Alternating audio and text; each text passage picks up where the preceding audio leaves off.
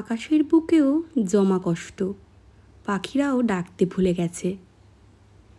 চারিদিক নিস্তব্ধ, সবার মুখে একটাই কথা, আমাদের প্রিয় আলপনা দি।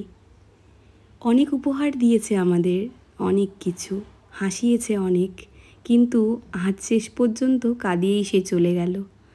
এই দুটো ফুলের মতনই ছিল আলপনা রুবি, আর এই ফুলটার মতনই ঝরে পড়ে গেল আজ আমাদের আলপনা দি।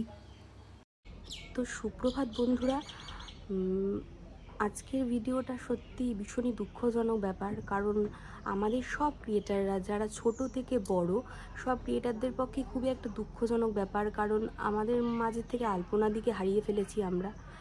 আর ওনারা আমাদেরকে অনেক সুন্দর সুন্দর হাসির ভিডিও আমাদের উপহার দিয়েছেন। এখনও সেই ভিডিওগুলোকে খুলে দেখলে ভীষণই হাসি পায় আর খুবই আনন্দদায়ক, কিন্তু আজ আলপনাদি আমাদের মাঝে নেই। জানি না ওনাদের কাছ থেকে আর কোনো ভিডিও উপহার পাবো কি না, কিন্তু আলপনাদি রয়ে যাবে আমাদের সবার মাঝেই তার ভিডিওর মাধ্যমে।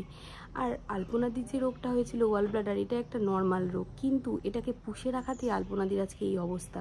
তাই গল ব্লাডারকে কখনোই পুষে রাখতে নেই, ওটা সময় মতো অপারেট না করলে ঠিক এই অবস্থাটাই হয়। তাই ভয় না পেয়ে আমাদেরকে রোগ সম্পর্কে সচেতন হতে হবে, আর এটাই আমরা ভুল করে ফেলি। আর কি বলবো, আর কোনো বলার ভাষা নেই, আর যে কি বলবো আমি নিজেই জানি না আজকের ব্লগ ভিডিওতে। তো এইটুকুই তোমাদের সাথে শেয়ার করার ছিল। আর যদি ভালো লাগে আমার ভিডিও, অবশ্যই চ্যানেলটিকে সাবস্ক্রাইব করে পাশে থেকো।